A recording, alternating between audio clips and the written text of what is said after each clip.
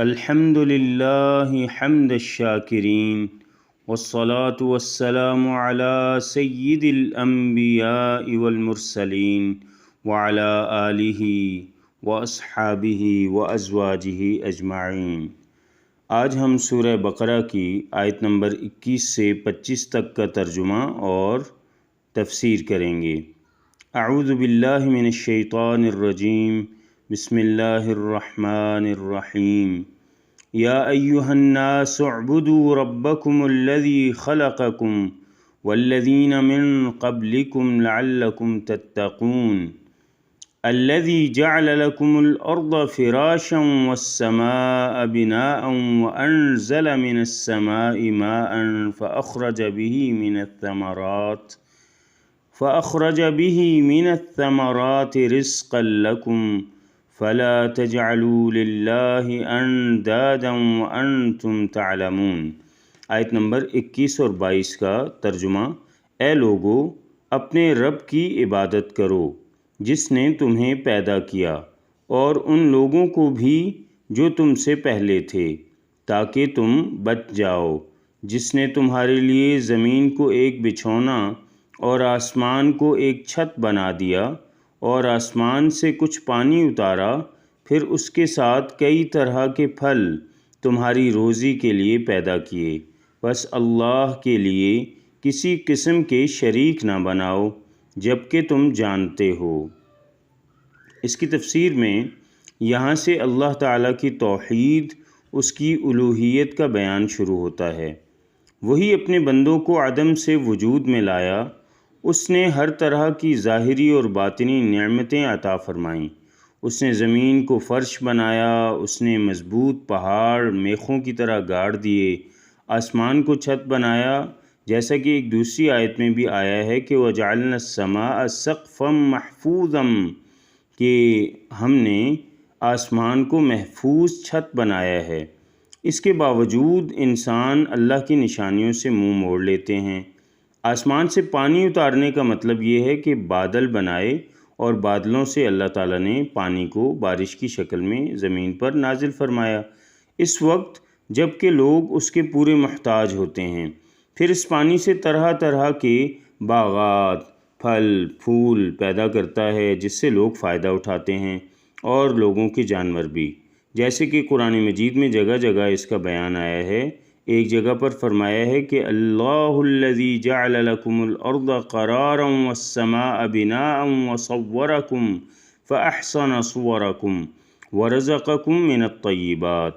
اللہ تعالیٰ نے تمہارے لیے زمین کو فرش اور آسمان کو چھت بنایا اور تمہاری پیاری پیاری صورتیں عطا فرمائیں اور طرح طرح کی غذائیں پہنچائیں۔ یہی اللہ ہے جو برکتوں والا ہے اور تمام عالم کو پالنے والا ہے۔ بس سب کا خالق، سب کا رازق، سب کا مالک اللہ ہی ہے، اور اس لیے تمہیں اس سے شرک نہیں کرنا چاہیے۔ ہر قسم کی عبادت کا صرف اور صرف وہی مستحق ہے، اور فرمایا اللہ تعالیٰ کے ساتھ شریک نہ ٹھہراؤ جبکہ تم جانتے ہو۔ صحیح مسلم اور صحیح بخاری میں حدیث ہے کہ سیدنا عبداللہ ابن مسعود رضی اللہ تعالیٰ عنہ پوچھتے ہیں، یا رسول اللہ صلی اللہ علیہ وآلہ وسلم، سب سے بڑا گناہ کون سا ہے؟ فرمایا کہ اللہ تعالیٰ کے ساتھ جو تمہارا خالق ہے کسی کو شریک ٹھہرانا سب سے بڑا گناہ ہے۔ صحیح بخاری۔ سیدنا معاذ رضی اللہ تعالیٰ عنہ والی حدیث میں ہے، جانتے ہو کہ اللہ کا حق بندوں پر کیا ہے؟ وہ یہ ہے کہ اس کی عبادت کریں اور اس کے سوا کسی اور کی عبادت نہ کریں، یعنی شرک نہ کریں۔ یہ بھی صحیح بخاری میں حدیث ہے۔ اور دوسری حدیث میں ہے کہ تم میں سے کوئی یہ نہ کہے کہ جو اللہ چاہے اور فلاں چاہے، بلکہ یوں کہے کہ جو اللہ اکیلا چاہے اور پھر جو فلاں چاہے۔ یہ ابو داؤد شریف کی روایت ہے۔ طفیل ابن سنجرہ ام المومنین عائشہ صدیقہ رضی اللہ تعالیٰ عنہ کے سوتیلے بھائی، وہ فرماتے ہیں کہ میں نے خواب میں چند یہودیوں کو دیکھا اور ان سے پوچھا کہ تم کون ہو؟ انہوں نے کہا کہ تم بھی اچھے لوگ ہو، لیکن افسوس تم کہتے ہو کہ جو اللہ چاہے اور محمد صلی اللہ علیہ وآلہ وسلم چاہیں۔ پھر میں عیسائیوں کی جماعت کے پاس گیا اور ان سے بھی اسی طرح سوال کیا۔ انہوں نے بھی یہی جواب دیا۔ میں نے کہا افسوس کہ تم بھی حضرت عیسیٰ علیہ السلام کو اللہ کا بیٹا مانتے ہو۔ انہوں نے بھی یہی جواب دیا۔ میں نے صبح اپنے اس خواب کا ذکر کچھ لوگوں سے کیا، پھر دربار نبوی صلی اللہ علیہ وآلہ وسلم میں حاضر ہو گیا کہ آپ صلی اللہ علیہ وآلہ وسلم سے بھی یہی خواب بیان کروں۔ حضور اکرم صلی اللہ علیہ وآلہ وسلم نے پوچھا کہ کیا کسی اور سے بھی تم نے اس کا ذکر کیا ہے؟ میں نے کہا جی ہاں۔ نبی اکرم صلی اللہ علیہ وآلہ وسلم کھڑے ہو گئے، اللہ تعالیٰ کی حمد و ثنا بیان کی اور فرمایا طفیل رضی اللہ عنہ نے ایک خواب دیکھا ہے اور تم میں سے بعض کو بیان بھی کیا ہے۔ میں چاہتا ہوں کہ تمہیں اس کلمہ کے کہنے سے روک دوں، لیکن فلاں فلاں کاموں کی وجہ سے میں اب تک نہیں کہہ سکا۔ یاد رکھو اب ہرگز ہرگز اللہ چاہے اور اس کا رسول چاہے کبھی نہ کہنا، بلکہ یوں کہا کرو کہ صرف اللہ تعالیٰ اکیلا جو چاہے۔ مسند احمد رحمۃ اللہ علیہ کی کتاب، یعنی حضرت امام احمد بن حنبل کی کتاب مسند احمد کی یہ حدیث ہے اور یہ صحیح الاسناد حدیث ہے۔ ایک شخص نے رسول اللہ صلی اللہ علیہ وآلہ وسلم سے کہا جو اللہ تعالیٰ چاہے اور جو آپ صلی اللہ علیہ وآلہ وسلم چاہیں۔ آپ صلی اللہ علیہ وآلہ وسلم نے ارشاد فرمایا کیا تو مجھے اللہ تعالیٰ کا شریک بناتا ہے؟ یوں کہہ کہ جو اللہ تعالیٰ اکیلا چاہے۔ یہ نسائی شریف کی حدیث ہے اور یہ حدیث حسن ہے۔ ایسے تمام کلمات توحید کے سراسر خلاف ہیں۔ توحید باری تعالیٰ کی اہمیت کے بارے میں یہ سب احادیث بیان ہوئی ہیں۔ تمام کفار اور منافقوں کو اللہ تعالیٰ نے اپنی عبادت کا حکم دیا اور فرمایا کہ اللہ کی عبادت کرو، یعنی اس کی توحید کے پابند ہو جاؤ، اس کے ساتھ کسی کو شریک نہ کرو جو نہ نفع دے سکے نہ نقصان پہنچا سکے، اور تم جانتے ہو کہ اس کے سوا کوئی رب نہیں جو تمہیں روزی پہنچا سکے، اور تم جانتے ہو کہ اللہ کے رسول صلی اللہ علیہ وآلہ وسلم تمہیں اس توحید کی طرف بلا رہے ہیں جس کے حق اور سچ ہونے میں کوئی شبہ نہیں۔ شرک اس سے بھی زیادہ پوشیدہ ہے جیسے چیونٹی جو رات کے اندھیرے میں کسی صاف پتھر پر چل رہی ہو۔ قسم ہے اللہ کی اور قسم ہے آپ صلی اللہ علیہ وآلہ وسلم کی حیات مقدسہ کی، یہ بھی شرک ہے۔ انسان کا یوں کہنا کہ اگر یہ کتیا نہ ہوتی تو چور رات کو ہمارے گھر میں گھس آتے، یہ بھی شرک ہے۔ آدمی کا یہ قول کہ اگر بطخ گھر میں نہ ہوتی تو چوری ہو جاتی، یہ بھی شرک کا کلمہ ہے۔ کسی کا یہ قول کہ جو اللہ چاہے اور آپ، یہ بھی شرک ہے۔ کسی کا یہ کہنا کہ اگر اللہ نہ ہوتا اور فلاں نہ ہوتا، یہ سب کلمات شرک ہیں اور ان سے احتیاط برتنی چاہیے۔ صحیح حدیث میں ہے کہ کسی نے رسول اللہ صلی اللہ علیہ وآلہ وسلم سے کہا جو اللہ چاہے اور جو آپ چاہیں، تو آپ صلی اللہ علیہ وسلم نے ارشاد فرمایا کہ کیا تو مجھے اللہ تعالیٰ کا شریک ٹھہراتا ہے؟ دوسری حدیث میں ہے کہ تم اچھے لوگ ہوتے اگر تم شرک نہ کرتے۔ تم کہتے ہو جو اللہ چاہے اور فلاں چاہے۔ مسند احمد کی روایت ہے۔ ابو العالیہ رحمہ اللہ فرماتے ہیں اندادا کے معنی ہے شریک اور برابر۔ مجاہد رحمۃ اللہ علیہ فرماتے ہیں کہ تم تورات اور انجیل پڑھتے ہو اور جانتے ہو کہ اللہ تعالیٰ ایک اور لا شریک ہے، پھر جانتے ہوئے کیوں اللہ تعالیٰ کے شریک بناتے ہو؟ مسند احمد میں رسول اللہ صلی اللہ علیہ وآلہ وسلم نے فرمایا کہ اللہ جل وعلا نے یحییٰ علیہ السلام کو 5 چیزوں کا حکم دیا۔ فرمایا کہ ان پر عمل کرو اور بنی اسرائیل کو بھی ان پر عمل کرنے کا حکم دو۔ قریب تھا کہ وہ اس میں غفلت کریں تو عیسیٰ علیہ السلام نے انہیں یاد دلایا کہ آپ علیہ السلام کو پروردگار عالم کا حکم تھا کہ ان 5 چیزوں پر خود بھی کاربند رہو اور دوسروں کو بھی ان کا حکم کرو، لہٰذا یا تو آپ علیہ السلام کہہ دیجئے یا میں پہنچا دیتا ہوں۔ حضرت یحییٰ علیہ السلام نے فرمایا مجھے ڈر ہے کہ اگر آپ سبقت لے گئے تو کہیں مجھے عذاب نہ دیا جائے یا زمین میں دھنسا نہ دیا جاؤں۔ پس یحییٰ علیہ السلام نے بنی اسرائیل کو بیت المقدس کی مسجد میں جمع کیا۔ جب مسجد ان سے بھر گئی تو آپ علیہ السلام اونچی جگہ پر بیٹھ گئے اور اللہ تعالیٰ کی حمد و ثنا بیان کرنے کے بعد کہا اللہ تعالیٰ نے مجھے 5 باتوں کا حکم کیا ہے کہ خود بھی عمل کروں اور تم سے بھی ان پر عمل کرواؤں۔ پھر حضرت یحییٰ علیہ السلام نے فرمایا کہ ان میں سے سب سے پہلی بات یہ ہے کہ ایک اللہ کی عبادت کرو، اس کے ساتھ کسی کو شریک مت بناؤ۔ اس کی مثال ایسی ہے جیسے کوئی شخص خاص اپنے مال سے کسی غلام کو خریدے اور غلام کام کاج کرے، لیکن جو کچھ حاصل ہو اسے کسی اور کو دے دے۔ کیا تم میں سے کوئی اس بات کو پسند کرتا ہے کہ اس کا غلام ایسا ہو؟ ٹھیک اسی طرح تمہارا پیدا کرنے والا، تمہیں روزی دینے والا، تمہارا حقیقی مالک اللہ وحدہ لا شریک ہے، بس تم اسی کی عبادت کرو اور اس کے ساتھ کسی کو شریک نہ ٹھہراؤ۔ دوسری بات یہ ہے کہ نماز ادا کرو۔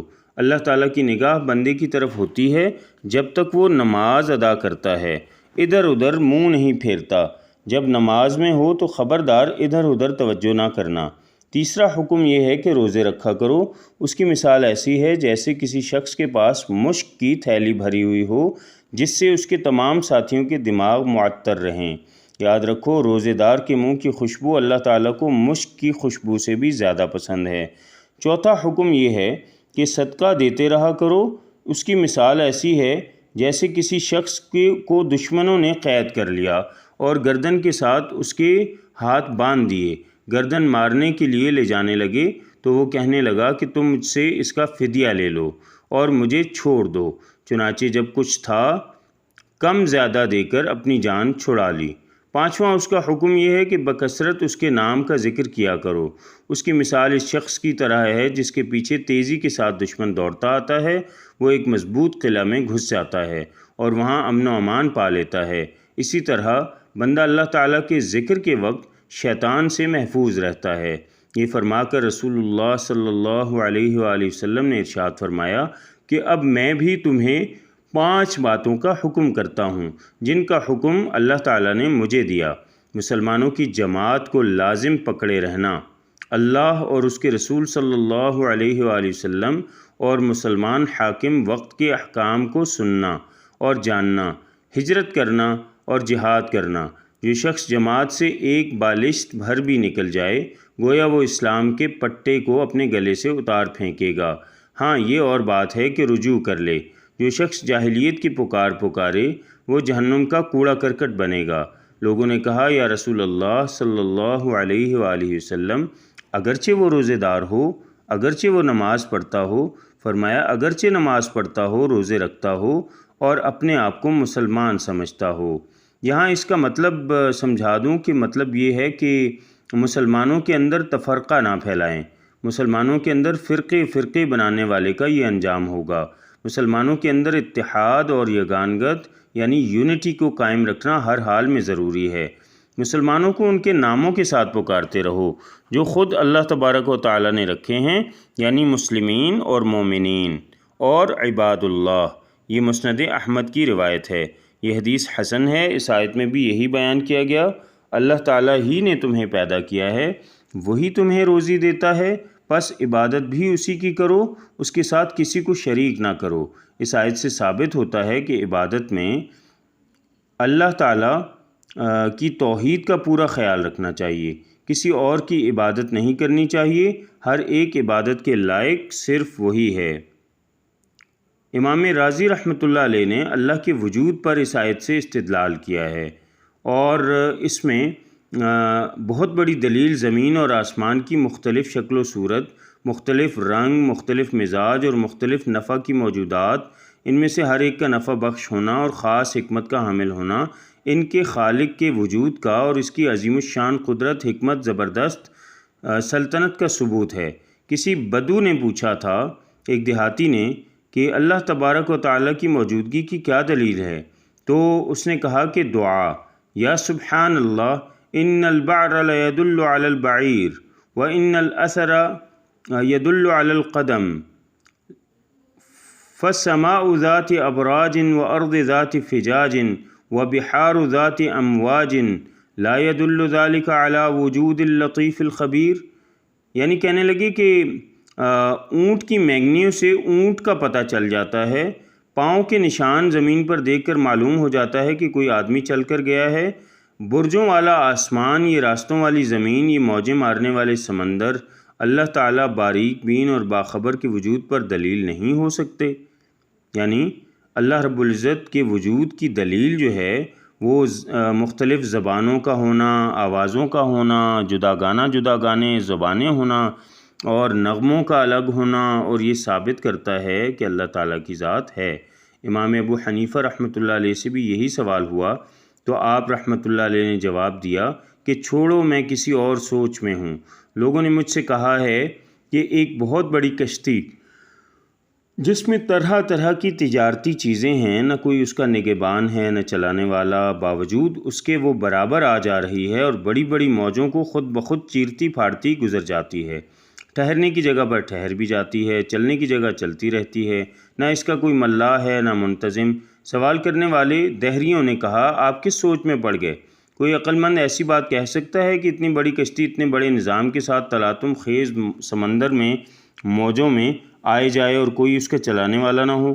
آپ رحمۃ اللہ علیہ نے فرمایا، افسوس تمہاری عقلوں پر کہ ایک کشتی تو سمندر میں بغیر چلانے والے کے نہ چل پائے تمہارے دماغ کے مطابق، لیکن یہ ساری دنیا، آسمان و زمین کی سب چیزیں ٹھیک ٹھیک اپنے کام پر لگی رہیں اور ان کا مالک و حاکم خالق کوئی نہ ہو۔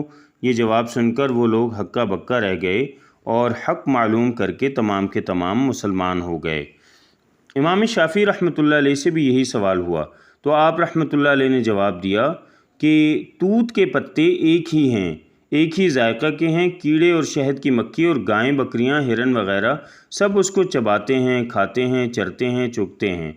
اس کو کھا کر ریشم کا کیڑا ریشم تیار کرتا ہے، مکھی شہد بناتی ہے، ہرن میں مشک کی خوشبو پیدا ہوتی ہے، گائیں بکریاں دودھ دیتی ہیں۔ کیا یہ اس امر کی صاف دلیل نہیں ہے کہ ایک پتے میں یہ مختلف خواص پیدا کرنے والا کوئی ہے اور اسی کو ہم اللہ جل جلالہ مانتے ہیں اور وہی موجد ہے اور وہی بنانے والا ہے۔ حضرت امام احمد بن حنبل رحمۃ اللہ علیہ سے بھی ایک مرتبہ وجود باری تعالیٰ پر دلیل طلب کی گئی۔ آپ رحمۃ اللہ علیہ نے فرمایا، سنو، یہاں ایک نہایت مضبوط قلعہ ہے جس میں کوئی دروازہ نہیں، نہ کوئی راستہ، بلکہ سوراخ تک نہیں۔ باہر سے چاندی کی طرح چمک رہا ہے اور اندر سے سونے کی طرح دمک رہا ہے۔ اوپر نیچے دائیں بائیں چاروں طرف سے بالکل بند ہے، ہوا تک اس میں نہیں جا سکتی۔ اچانک اس کی ایک دیوار گرتی ہے اور ایک جاندار آنکھوں کانوں والا خوبصورت شکل اور پیاری بولی والا چلتا پھرتا نکل آتا ہے۔ بتاؤ، اس بند اور محفوظ مکان میں اسے پیدا کرنے والا کوئی ہے یا نہیں؟ اور وہ ہستی انسانی ہستیوں سے بالاتر اور اس کی قدرت غیر محدود ہے یا نہیں؟ آپ کا مطلب یہ تھا کہ انڈے کو دیکھو، چاروں طرف سے بند ہوتا ہے جیسے وہ محل بند تھا، پھر اس میں پروردگار خالق یکتا جاندار بچے کو پیدا کر دیتا ہے۔ یہی دلیل ہے اللہ کے وجود پر اور اس کی توحید پر۔ حضرت ابو نواس رحمہ اللہ سے جب یہ مسئلہ پوچھا گیا تو آپ رحمۃ اللہ علیہ نے فرمایا، آسمان سے بارش برسنا، اس سے درختوں کا پیدا ہونا اور ان ہری ہری شاخوں پر خوش ذائقہ پھلوں کا لگنا اللہ تعالیٰ کے وجود اور اس کی وحدانیت کے لیے بہت بڑی دلیل ہیں۔ ابن المعتز رحمہ اللہ فرماتے ہیں، افسوس اللہ تعالیٰ کی نافرمانی اور اس کی تکذیب پر لوگ کیسے دلیر ہو جاتے ہیں، حالانکہ ہر چیز اس پروردگار کی موجود اور لا شریک ہونے پر گواہ ہے۔ بزرگوں کا مقولہ ہے کہ آسمانوں کو دیکھو، ان کی بلندی، ان کی وسعت، ان کے چھوٹے بڑے چمکیلے اور روشن دار ستاروں پر نظریں ڈالو، ان کے چمکنے دمکنے، ان کے چلنے پھرنے، ٹھہر جانے اور ظاہر ہونے اور چھپ جانے کا مطالعہ کرو۔ سمندروں کو دیکھو جو موجیں مارتے ہوئے زمین کو گھیرے ہوئے ہیں، اونچے نیچے مضبوط پہاڑوں کو دیکھو جو زمین میں گڑے ہوئے ہیں اور اسے ہلنے نہیں دیتے، جن کے رنگ، جن کی صورتیں مختلف ہیں۔ قسم قسم کی دوسری مخلوقات پر نظر ڈالو، ادھر سے ادھر پھر جانے والی کھیتیوں اور باغوں کو شاداب کرنے والی خوشنما نہروں کو دیکھو، کھیتوں باغوں کی سبزیوں اور ان کی طرح طرح کے پھل پھول، مزے مزے کے پھلوں پر غور کرو۔ زمین ایک، پانی ایک، لیکن شکلیں، صورتیں، خوشبوئیں، رنگ، ذائقہ، فائدہ الگ الگ۔ کیا یہ تمام مصنوعات تمہیں نہیں بتاتی کہ ان کا بنانے والا کوئی ہے؟ کیا یہ تمام موجودات بآواز بلند نہیں کہہ رہی کہ ان کا موجد کوئی ہے؟ کیا یہ ساری مخلوق اپنے خالق کی ہستی اور اس کی ذات اور اس کی توحید پر دلالت نہیں کرتی؟ یہ ہیں وہ زوردار دلائل جو اللہ جل وعلا نے اپنی ذات کے منوانے کے لیے ہر نگاہ، ہر دماغ کے سامنے پیش کیے، جو اس کی زبردست قدرتوں، اس کی پرزور حکمتوں، اس کی لاسانی رحمتوں، اس کے بے نظیر انعاموں اور اس کے لازوال احسانوں پر دلالت کرنے کے لیے بہت کافی ہیں۔ ہم اقرار کرتے ہیں کہ نہ اس کا کوئی پالنے والا ہے، نہ اس کے سوا کوئی پیدا کرنے اور حفاظت کرنے والا، اور نہ اس کے سوا کوئی معبود برحق، نہ اس کے سوا کوئی مسجود، لا شک ہاں دنیا کے لوگوں، سن لو میرا توکل اور بھروسہ اسی پر ہے، میری انابت اور التجا اسی کی طرف ہے، میرا جھکنا اور پست ہونا اسی کے سامنے ہے، میری تمناؤں کا مرکز، میری امیدوں کا آسرا، میرا مأویٰ و ملجا میرا ایک ہی ہے، اس کے دست رحمت کو تکتا ہوں، اسی کے نام کو جپتا ہوں۔ آیت نمبر 23 اور 24۔ وَإِن كُنتُمْ فِي رَيْبٍ مِّمَّا نَزَّلْنَا عَلَىٰ عَبْدِنَا فَأْتُوا بِسُورَةٍ مِّن مِّثْلِهِ وَادْعُوا شُهَدَاءَكُم مِّن دُونِ اللَّهِ إِن كُنتُمْ صَادِقِينَ فَإِن لَّمْ تَفْعَلُوا وَلَن تَفْعَلُوا فَاتَّقُوا النَّارَ الَّتِي وَقُودُهَا النَّاسُ وَالْحِجَارَةُ أُعِدَّتْ لِلْكَافِرِينَ۔ ترجمہ۔ آیت نمبر 23۔ اور اگر تم اس کے بارے میں کسی شک میں ہو جو ہم نے اپنے بندے پر اتارا ہے تو اس کی مثال ایک صورت ہی لے آؤ اور اللہ کے سوا اپنے حمایتی بلا لو اگر تم سچے ہو۔ اور آیت نمبر 24 کا ترجمہ ہے، پھر اگر تم نے ایسا نہ کیا اور تم ایسا کبھی نہ کر سکو گے تو اس آگ سے بچو جس کا ایندھن انسان اور پتھر ہیں، کافروں کے لیے تیار کی گئی ہے۔ توحید کے بعد اب نبوت کی تصدیق کی جا رہی ہے۔ کفار مکہ کو خطاب کر کے فرمایا جا رہا ہے کہ ہم نے جو قرآن پاک اپنے بندے محمد صلی اللہ علیہ وآلہ وسلم پر اتارا ہے، اسے اگر تم ہمارا کلام نہیں مانتے تو تم اور تمہارے مددگار سب مل کر پورا قرآن نہیں، صرف ایک سورت تو اس جیسی بنا لاؤ۔ جب تم ایسا نہیں کر سکتے اور اس سے عاجز ہو تو پھر اس قرآن کے کلام اللہ ہونے میں کیوں شک کرتے ہو؟ شہداء سے مراد مددگار اور شریک ہیں جو ان کی مدد اور موافقت کیا کرتے تھے۔ مطلب یہ ہے کہ جنہیں تم اپنا معبود بنا کر رکھتے ہو انہیں بھی بلاؤ اور ان سے بھی مدد مانگو، پھر اس جیسی ایک صورت ہی تو بنا لاؤ۔ حضرت مجاہد رحمۃ اللہ علیہ فرماتے ہیں کہ تم اپنے حاکموں اور اپنے زبان دانوں یعنی فصیح و بلیغ لوگوں سے بھی مدد لے سکتے ہو۔ قرآن پاک کے اس معجزے کا اظہار اور ایسا انداز خطاب کئی جگہ ہے۔ سورہ قصص میں ہے، قُلْ فَأْتُوا بِكِتَابٍ مِّنْ عِندِ اللَّهِ وَهُوَ أَهْدَىٰ مِنْهُمَا اتَّبِعْهُ إِن كُنتُمْ صَادِقِينَ، یعنی اگر تم سچے ہو تو ان دونوں میں سے یعنی تورات اور قرآن سے زیادہ ہدایت والی کوئی اور اللہ کی کتاب لاؤ تو میں بھی اس کی تابعداری کروں گا۔ سورہ بنی اسرائیل میں فرمایا کہ اگر تمام جنات اور انسان جمع ہو کر اور ہر ایک دوسرے کی مدد کے ساتھ یہ چاہیں کہ اس جیسا قرآن بنا لائیں تو بھی ان کے امکان میں نہیں۔ سورہ ہود میں فرمایا کہ کیا یہ لوگ یوں کہتے ہیں کہ قرآن کو خود اس پیغمبر نے گھڑا ہے؟ تم کہو کہ اگر تم سچے ہو تو تم سب مل کر اور اللہ کے سوا جنہیں تم بلا سکتے ہو بلا کر اس جیسی 10 صورتیں ہی بنا لاؤ۔ سورہ یونس میں فرمایا ہے کہ یہ قرآن اللہ کے سوا اور کسی کی طرف سے گھڑا ہوا نہیں بلکہ یہ اگلی کتابوں کی تصدیق کرنے والا اور کتاب تفصیل ہے جس کے اللہ کا کلام ہونے میں کوئی شک و شبہ نہیں، جو رب العالمین کی طرف سے ہے۔ کیا یہ لوگ اسے خود ساختہ کہتے ہیں؟ ان سے کہو کہ اللہ کے سوا ہر شخص کو بلا کر اس قرآن کی سینکڑوں صورتوں میں سے ایک چھوٹی سی صورت جیسی صورت تو بنا لاؤ تاکہ تمہارا سچ ظاہر ہو۔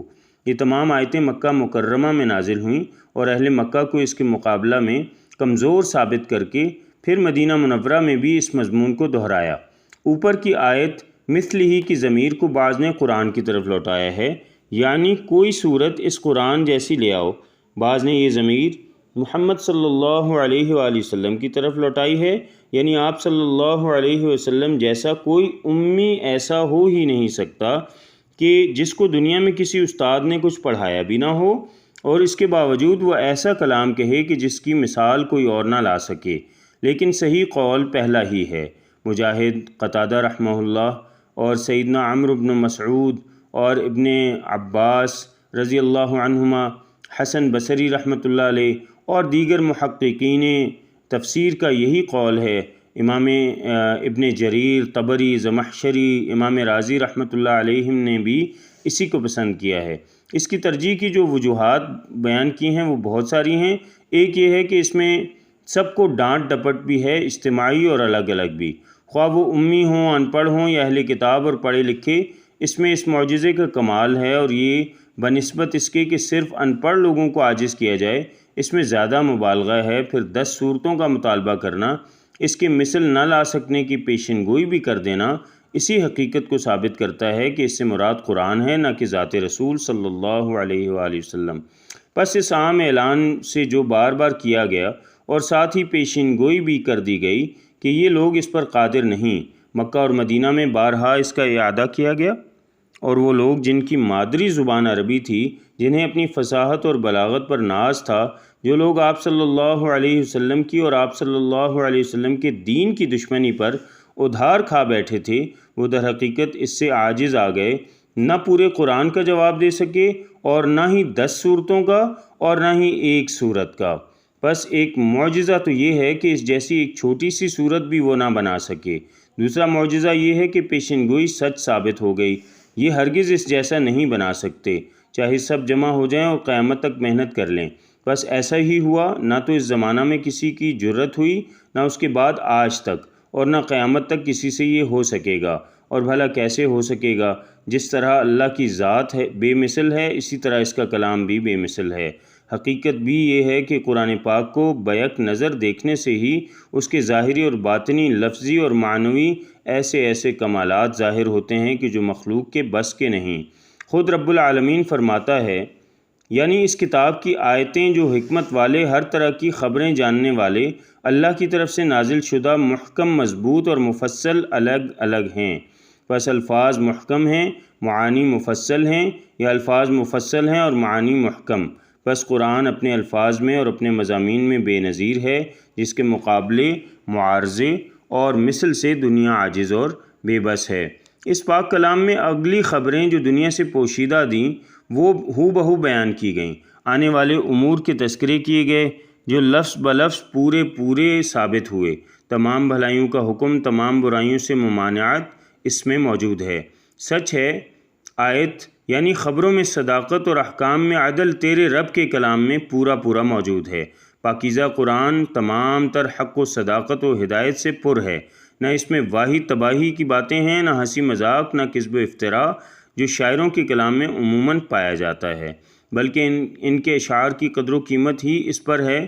مقولہ مشہور ہے کہ جوں جھوٹ زیادہ اتنا ہی مزید، سر تم دیکھو گے کہ لمبے پرزور قصیدے مبالغہ اور کذب آمیز یا تو عورتوں کی تعریف و توصیف میں ہوں گے، یا گھوڑوں کی اور شراب کی ستائش میں ہوں گے، یا کسی انسان کی بڑی چڑھی ہوئی مدح و تعریف میں ہوں گے، یا اونٹنیوں کی آرائش و زیبائش میں، یا بہادری کے مبالغہ آمیز گیت، یا لڑائیوں کی چال بازیوں، یا ڈر خوف کے خیالی منظروں کے بیان میں ہوں گے، جن سے کوئی فائدہ نہیں، نہ دین کا نہ دنیا کا۔ صرف شاعر کی زبان دانی ہے، اس کی قدرت کلام ظاہر ہوتی ہے، نہ اخلاق پر ان میں سے کوئی عمدہ اثر، نہ اعمال پر۔ پھر نفس مضمون کے ساتھ ساتھ پورے قصیدے میں بمشکل 2-1 شعر ہوتے ہیں، باقی سب بھرتی کے اور ادھر ادھر کی لایعنی اور فضول بکواس۔ برخلاف اس کے قرآن پاک کے اس پر نظر ڈالی جائے تو دیکھیں گے کہ اس کا ایک لفظ فصاحت اور بلاغت سے، دین و دنیا کے نفع سے، خیر و برکت سے پر ہے۔ پھر کلام کی ترتیب و تہذیب، الفاظ کی بندش، عبارت کی روانی، معانی کی نورانیت، مضمون کی پاکیزگی سونے پر سہاگا ہے۔ اس کی خبروں کی حلاوت، اس کے بیان کردہ واقعات کی سلاست، مردہ دلوں کی زندگی ہے۔ اس کا اختصار کمال کا اعلیٰ نمونہ ہے، اور اس کی تفصیل معجزے کی جان ہے۔ اس کا کسی چیز کا دہرانا قند مکرر کا مزہ دیتا ہے، ایسا معلوم ہوتا ہے کہ گویا سچے موتیوں کی بارش برس رہی ہے۔ بار بار پڑھو، دل نہ اکتائے، مزے لیتے جاؤ اور ہر وقت نیا مزہ پاؤ۔ مضامین سمجھتے جاؤ، ختم نہیں ہوں گے۔ یہ قرآن پاک کا ہی خاصہ ہے۔ اس کی چاشنی کا ذائقہ، اس کی مٹھاس کا مزہ کوئی اس سے پوچھے جنہیں عقل و حواس، علم و فضل کا کچھ، جنہیں قرآن پاک ہی کا خاصہ ہے۔ اس کی چاشنی کا ذائقہ، اس مٹھاس کا مزہ کوئی اس سے پوچھے جنہیں عقل و حواس، علم و فضل کا کچھ حصہ قدرت نے عطا فرمایا۔ اس کی پکڑ دکڑ کا بیان مضبوط پہاڑوں کو ہلا دیتا ہے۔ انسانی دل کیا ہے، اس کے وعدے اور خوشخبریاں، نعمتوں اور رحمتوں کا بیان، دلوں کی پسمردہ کلی کو کھلا دینے والا، شوق و تمنا کے دبے جذبات کو ابھار دینے والا، جنتوں اور راحتوں کے پیارے مناظر کو آنکھوں کے سامنے لانے والا ہے۔ دل کھل جاتے ہیں، کان لگ جاتے ہیں اور آنکھیں کھل جاتی ہیں۔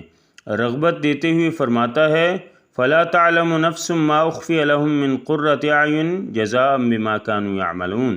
کوئی کیا جانے کہ اس کے نیک اعمال کے بدلے اس کی آنکھوں کی ٹھنڈک کا کیا کیا سامان چپکے چپکے تیار کیا جا رہا ہے۔ فرماتا ہے وَفِيهَا مَا تَشْتَهِيهِ الْأَنفُسُ وَتَلَذُّ الْأَعْيُنُ، اس دائمی جنت میں ہر وہ چیز ہے جو تمہارے دل کو بھائے گی اور آنکھوں میں اتر جائے گی۔ ڈراتے اور دھمکاتے ہوئے فرماتا ہے أَفَأَمِنْتُمْ أَنْ يَخْسِفَ بِكُمْ جانب البر، فرمایا کہ کیا تم اپنے دھنسائے جانے یا آسمان سے پتھر برسائے جانے سے نہ ڈر ہو گئے ہو؟ کیا آسمانوں والا اس بات پر قادر نہیں؟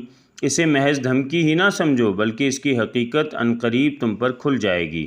یعنی ڈانٹ ڈپٹ کرتے ہوئے ارشاد ہوتا ہے کہ ایک ایک کو ہم نے اس کی بدکرداریوں میں پکڑ لیا ہے۔ بطور وعظ و نصیحت بیان ہوتا ہے کہ اگر ہم نے کچھ سال انہیں فائدہ نہیں دیا تو کیا ہوا؟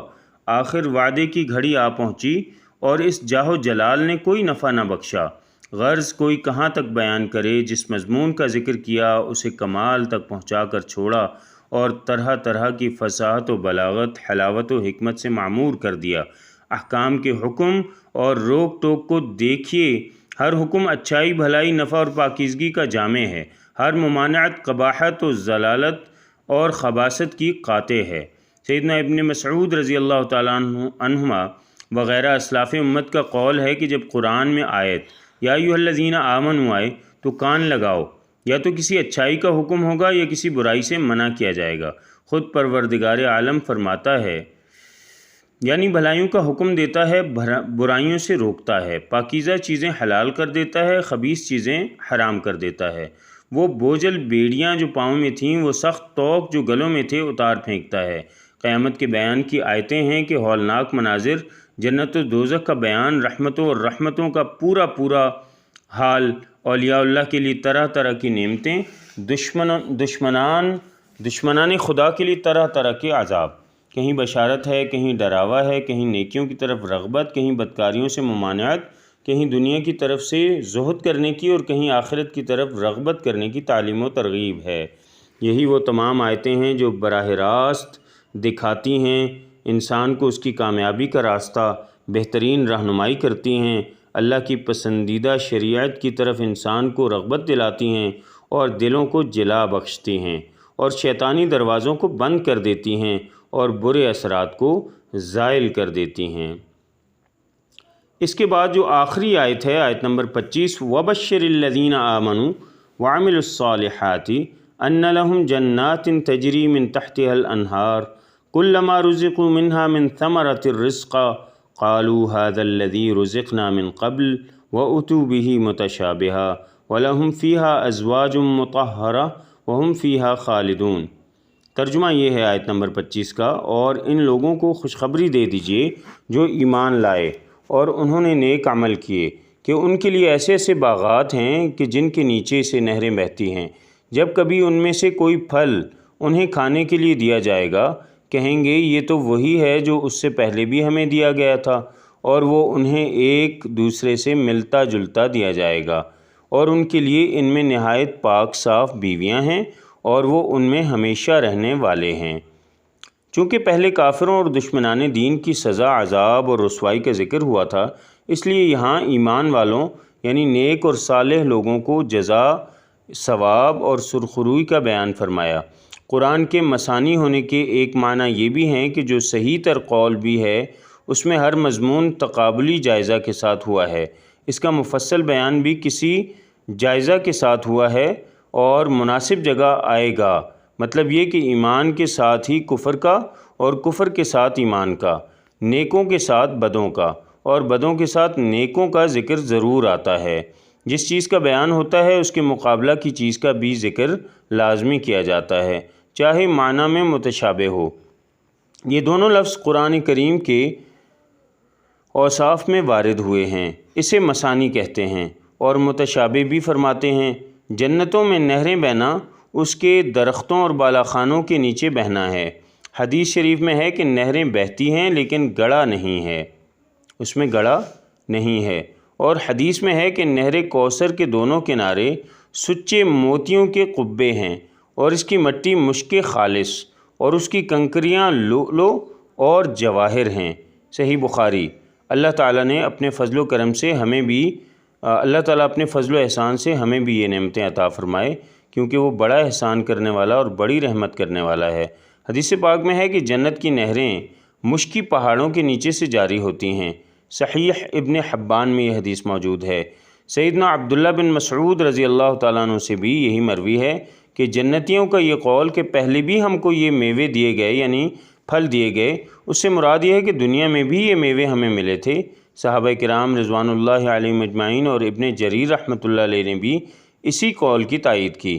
بعض کہتے ہیں کہ مطلب یہ ہے کہ ہم اس سے پہلے یعنی سابقہ کل بھی یہی دیے گئے تھے۔ یہ اس لیے کہیں گے کہ ظاہری صورت و شکل میں تو وہ بالکل انہی پھلوں جیسے ہوں گے جو پہلے دیے گئے۔ یحییٰ ابن کثیر رحمۃ اللہ علیہ کہتے ہیں کہ ایک پیالہ آئے گا، کھائیں گے، پھر دوسرا آئے گا تو کہیں گے یہ تو ابھی کھایا تھا۔ فرشتے کہیں گے جناب اللہ کے ولی کھائیں تو صحیح، صورت اور شکل میں ایک جیسا دکھ رہا ہے لیکن اس کا ذائقہ اور ملے گا، آپ کھا کر تو دیکھیں۔ فرماتے ہیں کہ جنت کی گھاس زعفران ہے، اس کے ٹیلے مشک کے ہیں، چھوٹے چھوٹے خوبصورت غلمان ادھر ادھر پھل اٹھا کر پیش کر رہے ہیں، وہ کھا رہے ہیں اور وہ پھر پیش کرتے ہیں، تو یہ کہتے ہیں کہ اسے تو ابھی کھایا ہے۔ وہ جواب دیتے ہیں کہ رنگ و روپ ایک جیسا ہے لیکن ذائقہ ہر دفعہ میں مختلف ہے، چکھ کر دیکھیے، کھاتے ہیں تو اور ہی لطف پاتے ہیں۔ یہی معنی ہے کہ ہم شکل کھائیں گے، دنیا کے میووں سے بھی اور نام شکل اور صورت میں بھی ملتے جلتے ہوں گے لیکن مزہ ہر دفعہ نیا ہوگا۔ سیدنا ابن عباس رضی اللہ عنہما کا قول ہے کہ صرف نام میں مشابہت ہے، ورنہ کہاں یہاں کی چیز اور کہاں جنت کی چیزیں، یہاں تو فقط نام ہی ہے۔ عبد الرحمن بن زید بن اسلم رحمہ اللہ کا قول ہے دنیا کے پھلوں جیسے پھل دیکھ کر کہہ دیں گے کہ یہ تو دنیا میں بھی کھا چکے، مگر جب چکھیں گے تو لذت کچھ اور ہی ہوگی۔ وہاں جو بیویاں انہیں ملیں گی وہ حوریں کہلائیں گی اور اللہ پاک نے ان کو پاکیزہ بنایا ہوگا۔ حوا علیہ السلام سب عورتوں کی ماں ہیں اور اللہ پاک نے اس جنت میں بھی ان عورتوں کو پیدا کیا ہے، ان عورتوں کو نہ کبھی کسی نے چھوا ہے اور نہ کبھی کسی نے دیکھا ہے۔ ان تمام نعمتوں کے ساتھ اس زبردست نعمت کو دیکھیے کہ نہ تو یہ نعمتیں کبھی فنا ہوں گی، نہ نعمتوں والے کبھی فنا ہوں گے، نہ نعمتیں ان سے چھنیں گی اور نہ یہ نعمتوں سے الگ کیے جائیں گے۔ نہ وہاں موت ہے، نہ خاتمہ، نہ آخر ہے، نہ ٹوٹنا اور نہ کم ہونا ہے۔ اللہ رب العالمین جواد و کریم اللہ اپنے رحم سے، اپنے کرم سے ہم اس سے التجا کرتے ہیں وہ مالک ہمیں بھی اہل جنت کے زمرے میں شامل فرما دے اور انہی کے ساتھ ہمارا حشر فرمائے۔ آمین۔ وآخر دعوانا ان الحمد للہ رب العالمین۔